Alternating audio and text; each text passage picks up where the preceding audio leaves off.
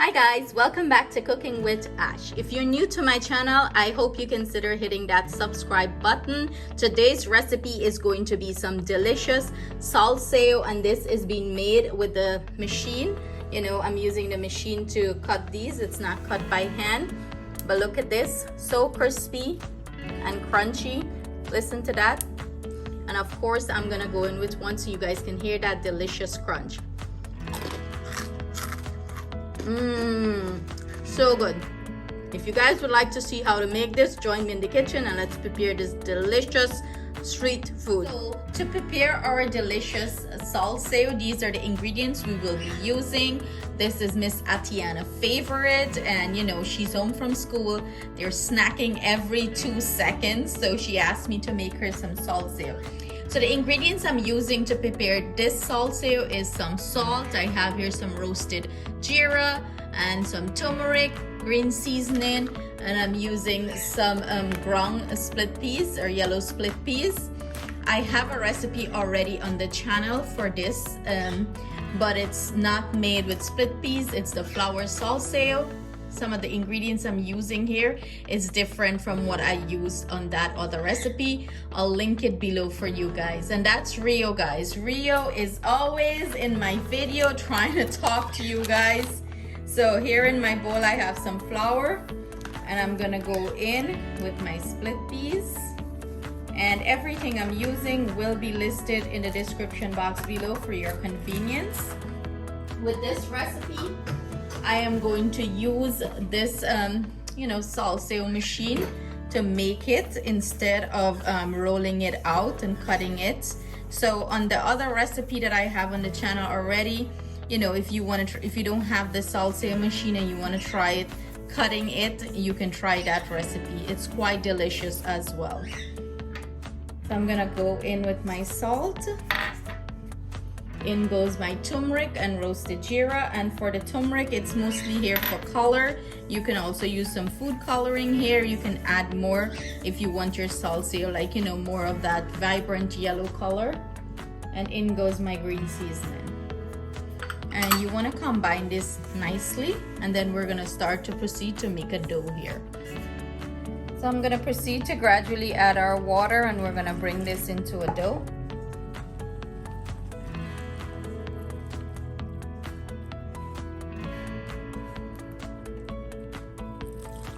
And gradually add your water, as you don't want, you know, too sticky dough or too stiff dough.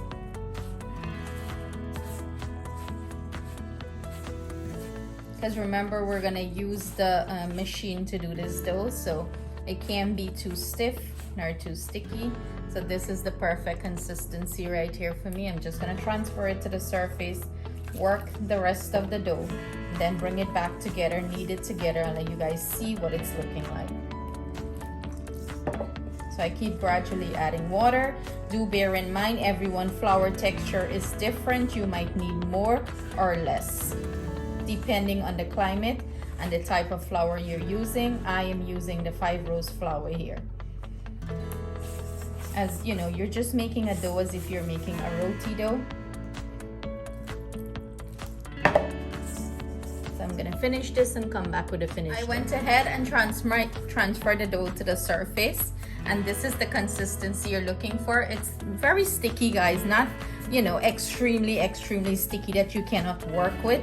As you can see, I'm rolling it on a granite countertop and it's not sticking as much. So this is the consistency you're looking for. I'm gonna go ahead and portion this out into little balls, because when I'm gonna add it to the press to fry it, you want, you know, nice portion size balls to put it in. So roll it out. This dough don't have to rest. You don't have to rest it. And if it's too sticky, go ahead and lightly flour your fingers or your surface and roll it out. It should be sticky, but not too sticky, in the sense where you can just, you know, work with the dough. So I'm gonna go ahead and portion this out into little balls this size. You know, it depends on the mouth of your press. If if the press is bigger, have a bigger mouth, you would do bigger dough balls. If it's small, you do smaller dough balls. So I'm gonna finish this up and then I'm gonna show you how to use the press. So this is what the machine is looking like. It's like a funnel cup thingy, and this is the press. And this, it comes with different attachment, but I'm using this one here. So you basically gonna screw this onto the bottom. This is where the dough is going to go. So I'm just going to elongate this and drop it in.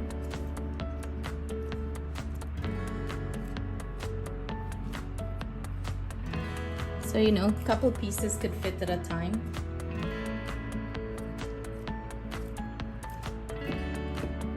I'm just showing you guys how I, use this machine and how I stuff it. And I'll attach a link below so you guys, if you want to get one, where to get it. And then you'll just screw this down, put the top on, and just go like that until it gets to the bottom here. And you want to just tighten it.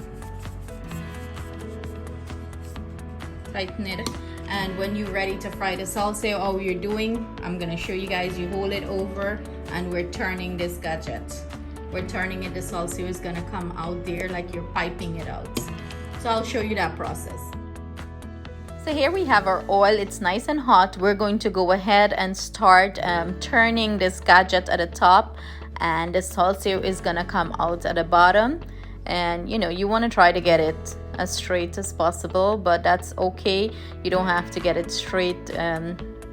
It is what it is, right? We're gonna eat it regardless of the shape.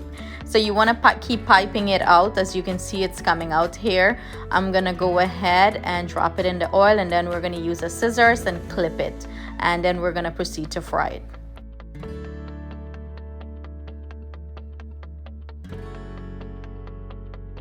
You want to keep frying this until you achieve that beautiful golden brown color, and don't worry, it's not going to remain clump up like that. As it starts to get fried and get more brown, it's going to start separate from each other.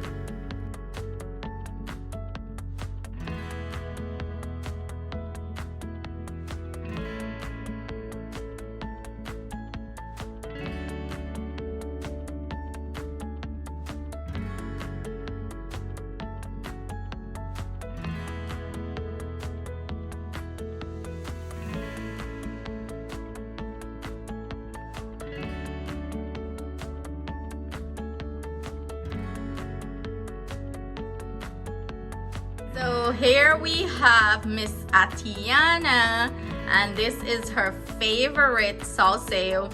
So we went to the grocery store over the weekend and she was looking at it, and I noticed that she was looking at it, but I didn't let her buy it because I know homemade tastes better.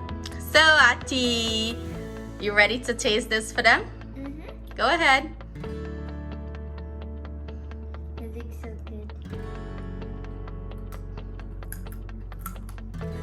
So good. Crispy, crunchy.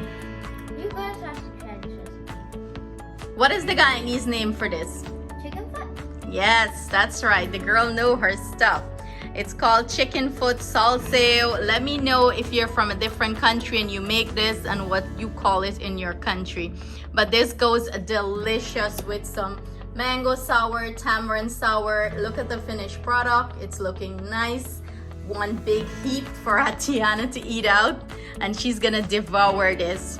So give them another bite. It's so good. You guys have to try this. Do you guys hear that crunch though? Listen to that crunch, that crispy crunch. And you guys see Atiana got a nice stand from Cancun. And if I leave her with this, she probably would eat all by herself. So thank you guys so much for joining me in the kitchen. I hope you guys try this recipe, and I'll put the link in the description box below for the gadget that we use, the salsa maker or whatever they call it, so you guys can give it a try. It's so much easier than cutting it by hand, and that's Atiana crunching away. So see you guys soon in the kitchen with another delicious recipe. Stay blessed, stay safe.